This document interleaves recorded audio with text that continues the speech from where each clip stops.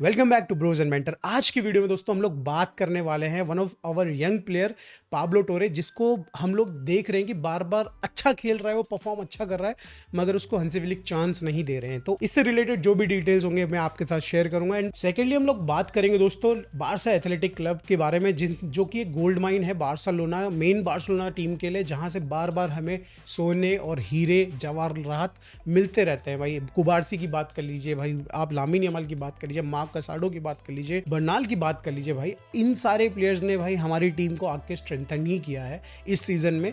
और भाई ये हमारे लिए बहुत इंपॉर्टेंट है बारसा एथलेटिक, और करेंटली वो जिस फेज से गुजर रही है उसके ऊपर थोड़ा सा डिस्कशन करेंगे। So let's quickly start with Pablo टोरे की करंट सिचुएशन के साथ।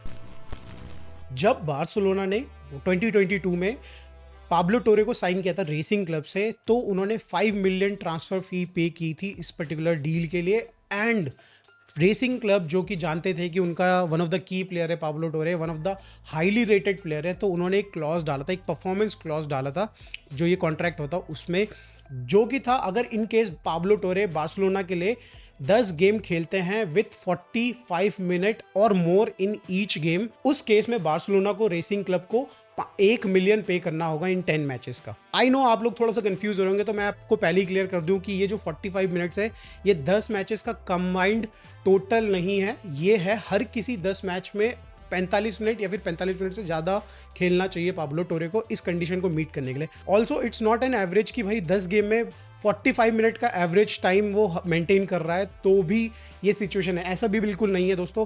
ये एक स्ट्रिक्ट एंड बहुत स्ट्रेट फॉरवर्ड कॉन्ट्रैक्ट है, जिसमें कहा गया है कि 45 या फिर 45 मिनट से ज़्यादा अगर बार्सिलोना खिलाती है और उन्हीं मैचेस को काउंट किया जाएगा इस पर्टिकुलर डील में, तो ऐसे 10 मैचेस अगर होते हैं तो आपको 1 मिलियन पे करना पड़ेगा। एंड देन फिर काउंटर रीसेट हो जाएगा, अगले 10 मैच का वेट किया जाएगा, फिर 1 मिलियन पे करना पड़ेगा बार्सिलोना को। सेकंड क्वेश्चन आप लोगों का ये आएगा कि कब तक ये डील चल रही है, ये जो 10 मैचेस वाला जो सीन है ये कब तक चलेगा। तो भाई 140 मैचेस पाब्लो टोरे जब तक नहीं खेल लेते हैं बार्सिलोना के लिए, तब तक ये डील एग्जिस्ट करती है। दैट मीन्स अगर बार्सिलोना अगर लगातार उन्हें 140 मैचेस खिला दे मोर देन 45 मिनट्स, तो सीधे सीधे 15 मिलियन तो हमको या फिर 14 मिलियन तो हमें एक्स्ट्रा देने ही पड़ेंगे, जो कि उनके कॉन्ट्रैक्ट को लेके जाता है लगभग 19 से 20 million. And that is why आप देख सकते हैं कि हंसी विलिक उनको बहुत ज़्यादा यूटिलाइज नहीं करते हैं, उनको जस्ट लगभग वही 15 मिनट देते हैं, 18 मिनट देते हैं, या फिर 5 मिनट 7 मिनट देते हैं। बहुत ही कम ऐसे मैचेस हुए हैं जहाँ पे वो 45 मिनट से ज़्यादा खेल पाए हैं। अगर आप देखेंगे तो एक बार शायद से कॉन्ट्रैक्ट अभी तक ब्रीच हो चुका है, 1 मिलियन शायद से बार्सिलोना को देने पड़ सकते हैं। मेरे को अभी तक वो डेटा नहीं मिला, मैं पर्सनली देखा था सीजन में 6 बार उसने 45 मिनट्स या फिर 45 प्लस मिनट्स खेले थे, तो मुझे पर्सनली ये समझ में नहीं आया कि वो ब्रीच कैसे हुआ। बट क्योंकि ये जिरोना में भी गए थे और वहाँ पे भी खेला था, तो मे बी वो नंबर ऑफ गेम्स को भी कंसिडर किया जा रहा होगा जो इन्होंने जिरोना में खेले होंगे। तो ये तो सिचुएशन आपके सामने है और रीज़न आपको पता चल चुका है कि भाई बार्सिलोना क्यों पाब्लो टोरे को खिलाने रही है। और ये जो अगर हम लोग इनको लोन भी करते हैं, सपोजिटली हमने किसी और को लोन कर दिया, तो वो क्लब को इधर ये क्लॉज के साथ हमें देना पड़ेगा लोन में, या तो फिर वो जब क्लब खिलाएगा तो हमारे को अपने पॉकेट से देना पड़ेगा। सिमिलर सिचुएशन होगी अगर हम सेल भी करते हैं तो इन दी एंड भाई हमें पाब्लो टोरे को अपने पास ही रखना पड़ेगा और डेवलप करना पड़ेगा, बिकॉज भाई बंदा बहुत अच्छा प्योर क्वालिटी है। कल के गेम में भी आपने देखा बंदा बहुत बढ़िया खेला, इससे पहले जो मैच हमने खेला था भाई उसमें भी बहुत बढ़िया खेला था बंदे ने। तो इन दी एंड अगर पाब्लो टोरे रुकते हैं तो वो भी बहुत ही बढ़िया होगा बार्सिलोना के लिए। Let's move on towards Barça athletic, जहाँ पे भाई उनको अगर आप लीग में ढूंढ रहे हो ना, तो नीचे से ढूंढना पड़ेगा। 19th पोजीशन पे right now they are setting. Seriously भाई थर्ड जो डिवीज़न है उसमें 19th पोजीशन पे हमारी क्लब है, रेलीगेशन जोन में सबसे नीचे है, और ऑलमोस्ट लग रहा है कि भाई रेलीगेट होने वाला है। बारसा एथलेटिक अगर प्रीवियस 2-3 सीजन अगर हम देखें तो 3rd 4th ऐसे फिनिश करा था हम लोगों ने, मगर ये सिचुएशन जो हम 19th पोजीशन पे पहुंच गए हैं, इसका रीज़न क्या है? Let's find out why this club is performing so badly in their league. पहला रीज़न है प्रायोरिटीज़। भाई इस टीम का मेन प्रायोरिटी है कि जो लामासिया से प्लेयर्स आ रहे हैं, 16 से 20 साल के प्लेयर्स आ रहे हैं, उनको वो डेवलप करें so that they can get integrated into the main team. आप यहाँ पे देख सकते हैं कि भाई मेन प्रायोरिटी, मेन जो गोल है इस टीम का, वो सिर्फ ये है कि 16 से 20 साल के बच्चों को डेवलप करना, किस तरीके से फुटबॉल मेन टीम खेलती है उस तरीके से उनको समझाना, और सेकेंडली जो गोल होता है कि हम अच्छा करें अपनी लीग में। मगर ये इस रीज़न नहीं हो सकता ना कि आप भाई 19th पोजीशन पे फिनिश करो। आप कभी मतलब इतना बुरा हाल नहीं देखा था हमने जनरली पिछले 3-4 साल की अगर बात करी जाए तो। Barca athletic has been always been feeder team, जहाँ पे हम लोग उनसे प्लेयर्स उठा के लेके आते हैं। अभी भी अगर आप देखें तो भाई हमने लामिन यमाल बात कर चुके हैं already, Cubarsi, Marc Casado, Bernal, इन सबको उठा के लेके आए। पहले भी हम गावी को लेके आ चुके हैं। तो मतलब ये टीम बेसिकली हमारे लिए एज अ फीडर टीम है। हम इनसे उठा के लेके आते हैं और अपने यहाँ पे प्लेयर्स को इंटीग्रेट करके खिलाते हैं। Which is second point actually कि टैलेंट ड्रेन जो हो रहा है ना इस टीम से, वो भी एक रीज़न है। हम लोग अच्छे प्लेयर्स जो क्वालिटी प्लेयर्स हैं उनको उठा के लेके आ जाते हैं मेन टीम में, और ये टीम हमेशा ऐसी सिचुएशन में पहुंच जाती है जहां पे इनको डिपेंडेंट होना पड़ता है अपने जुवेनाइल टीम के प्लेयर्स के ऊपर या फिर जो उनकी बेंच है उनके ऊपर। थर्ड पॉइंट कि भाई इंजरीज और डेप्थ इश्यूज, जिस तरीके से हम प्लेयर्स उठा के ले आते हैं तो डेप्थ तो वैसे ही खत्म हो जाती है। बेंच के प्लेयर ऑलरेडी मेन टीम में आ जाते हैं, प्लेइंग 11 में आ जाते हैं और बेंच ऑलरेडी खत्म हो जाती है। जिसमें one of the problem was कि जो इनके प्रीवियस कोच थे सेंचेस, ये भी रहे हैं। ये एक्चुअली जब समय आने पे जब हमारे बारसा एथलेटिक के कुछ की प्लेयर्स स्ट्राइकर जैसे इंजर्ड हुआ था बीच में, तो इन्होंने जाके जुवेनाइल ए, जुवेनाइल बी, 19 और 17, अंडर 17, अंडर 19 के प्लेयर्स में से उठा के बेंच पे तो रख दिए थे, बट उन्होंने मौका नहीं दिया था। और वो बेसिकली अपने कुछ ऐसे प्लेयर्स जो कि आउट ऑफ पोजीशन खिला रहा था, जिनकी वजह से बार्सिलोना एथलेटिक और ज़्यादा मुश्किलों में फंसी जा रही थी।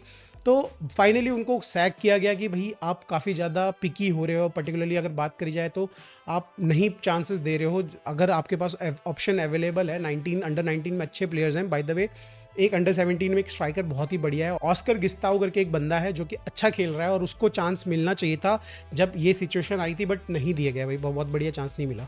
सिमिलरली बात करी जाए तो एक टॉरेंट करके लेफ्ट बैक है जो कि विंगर भी खेल सकता है, लेफ्ट विंग में सॉरी, तो उसको भी चांस मिलने का था बट चांस दिया नहीं गया भाई। तो इन्हीं सब चीज़ों की वजह से उनको सैक भी किया गया कि आप रिजल्ट्स भी निकाल नहीं पा रहे हो और एट द सेम टाइम अगर आप चांस देने की बात आती है तो आप भी चांस भी नहीं दे पा रहे हो। चौथा रीज़न आता है भाई कॉम्पिटिटिव जो डिस्पैरिटी है इस पर्टिकुलर लीग में। हम लोगों की ये जो टीम है बारसा एथलेटिक, पहले भी कह चुका हूं भाई, इनका मेन गोल है ला मासिया से जो प्लेयर्स आ रहे हैं 16 से 20 साल के, उनको डेवलप करना। बट हम इन प्लेयर्स को फील्ड किन के अगेंस्ट करते हैं? प्रॉपर प्लेयर्स के अगेंस्ट भाई, 27-28 साल के स्ट्राइकर्स भाई, डिफेंडर्स जो फिजिकली बहुत ज़्यादा इवॉल्व हैं इनसे राइट नाउ। ये बच्चे भाई 16 साल के, 18 साल से 20 साल के बच्चे हैं, इनको अगर आप खिलाएंगे 28 साल के लड़कों के साथ तो भाई वो तो that will be a massacre, right? Boys against man वाला सीन हो जाता है। तो फिजिकली और बात करी जाए भाई कॉम्पिटिटिवली, दोनों ही केसेस में भाई डिस्पैरिटी है। और हमें पता है ये सिचुएशन आज से नहीं चली आ रही है, पहले से चली आ रही है, बट इस चीज को कंपनसेट क्या करता था? क्वालिटी, जो कि right now this team is lacking. पांचवा पॉइंट है कि they have to actually mirror what Flick is doing in main team. अब आपको पता है कि भाई फ्लिक का कॉन्ट्रैक्ट रिन्यू होने वाला है, मे बी उनको मोस्ट प्रोबेबली 3 से 4 साल का एक्सटेंशन मिल जाएगा। तो दैट मीन्स ये जो हमारी बारसा एथलेटिक टीम है, इनकी फिलॉसफी को फ्लिक की फिलॉसफी के अकॉर्डिंग चेंज करना पड़ेगा। और ये सारे प्लेयर्स जो अभी तक एवरेज प्रेसिंग गेम खेलते थे, अब उनको high press game, high line, हमारी डिफेंडिंग लाइन जो है उसको, उस गेम को अडेप्ट करना पड़ेगा। और ये अडेप्ट कर रहे हैं, और इसी अडेप्टेशन के बीच में भाई ये सिचुएशन आ गई है कि हम 19th पोजीशन पे आ चुके हैं। तो ये सारे 5-6 रीज़न हैं जिनकी वजह से एक्चुअली बारसा एथलेटिक अभी इस समय पे, इस मोमेंट ऑफ टाइम पे स्ट्रगल कर रही है अपनी लीग में against big players, against big teams. मगर भाई कहीं ना कहीं एक जो डार्कनेस के बाद एक हल्की सी सूरज की रोशनी सी आई है। उन्होंने अभी लीग लीडर को भाई हराया है 2-0 से। तो दिख रहा है कि मे बी शायद से यहाँ से बुरे वक्त से वो बाहर निकल सकती है, बट आई विल से कि भाई यहाँ ये टाइम भाई मुश्किल लग रहा है, इस पर्टिकुलर सीजन में मुश्किल लग रहा है कि भाई वो रेलीगेशन सर्वाइव कर पाएगी कि नहीं कर पाएगी। इसके इम्पैक्ट बार्सिलोना पे डेफिनेटली होंगे। अगर देखा जाए तो अगर रेलीगेट, अगर इनकेस बार्सिलोना एथलेटिक हो जाती है, बारसा एथलेटिक हो जाती है, तो बार्सिलोना जिस पेस से हम लोग भाई अपने प्लेयर्स को डेवलप कर पा रहे थे एथलेटिक में, क्योंकि हम लोग उनको फील्ड कर रहे थे भाई हाई क्वालिटी टीम्स के अगेंस्ट। हमारे जो यंग बॉयज़ हैं उनको हम लोग बिल्कुल मैदान में, भाई जंग के मैदान में छोड़ दे रहे थे, ऐसी सिचुएशन हो गई थी। और वहाँ पे वो फाइट करके कभी गेम जीतते थे, नहीं जीतते थे, मगर द लर्निंग वॉज देयर भाई। विन है तो लर्न है वाली बात थी, मगर वो लर्निंग इनके लिए हमेशा थी। ठीक है, अब जो ये अगर यहाँ से रेलीगेट होकर डिवीज़न 4 में जाती है, जहाँ पे भाई कंपटीशन उतना टफ नहीं होगा ऑब्वियसली, तो वहाँ पे पर्टिकुलरली बात करी जाए तो क्या डेवलपमेंट उस क्वालिटी का हो पाएगा? जो हमारे प्लेयर्स हैं एथलेटिक में, बात करी जाए जुवेनाइल 17 में या फिर भाई जुवेनाइल 19 में हमारे जो प्लेयर्स हैं, क्या वो उनका डेवलपमेंट हो पाएगा? एक बहुत बड़ा क्वेश्चन मार्क होगा। इन सब प्रॉब्लम्स और इस सिचुएशन को सॉल्व करने की जिम्मेदारी दी गई है सर्जी मिलाई को। और क्या ये बहुत ज़्यादा टाइम हो चुका है? Are we too late to fix this problem right now? ये अब देखेंगे भाई, सीज़न जब तक ख़त्म होता है हमें पता चल ही जाएगा। मगर यस, बार्सिलोना का जो गोल्ड माइन थी वो कहीं ना कहीं थोड़ी सी इस समय पे प्रॉब्लमेटिक सिचुएशन से गुजर रही है। देखो, बार्सिलोना के पास अंडर 19 एंड अंडर 17 में बहुत बढ़िया टैलेंट अभी भी है, और अगर हम लोग डेवलप करें उनको तो भाई बहुत ही अच्छा होगा फ्यूचर बार्सिलोना के लिए। बट सिंस द डेवलपमेंट, जहाँ पे एक्चुअल डेवलपमेंट हो सकता था लीग थर्ड में, वहाँ से बारसा एथलेटिक में भी बाहर हो सकती है and they can relegated to league 4। Hopefully आप लोगों को वीडियो अच्छी लगी होगी। पाब्लो टोरे का कॉन्ट्रैक्ट को थोड़ा बेटर एक्सप्लेन कर पाया हूँ, नहीं कर पाऊंगा तो भाई सॉरी। सिमिलरली बारसा एथलेटिक का जो मैंने एक्सप्लेन किया वो आप लोगों को समझ में आया। होपफुली इसी चीज़ के साथ मैं अलविदा लेता हूँ। अगर वीडियो अच्छी लगी तो दोस्तों लाइक वाइक कर देना, चैनल को सब्सक्राइब कर देना। मिलते हैं बारसा वर्सेज एथलेटिको को प्रीव्यू वीडियो में।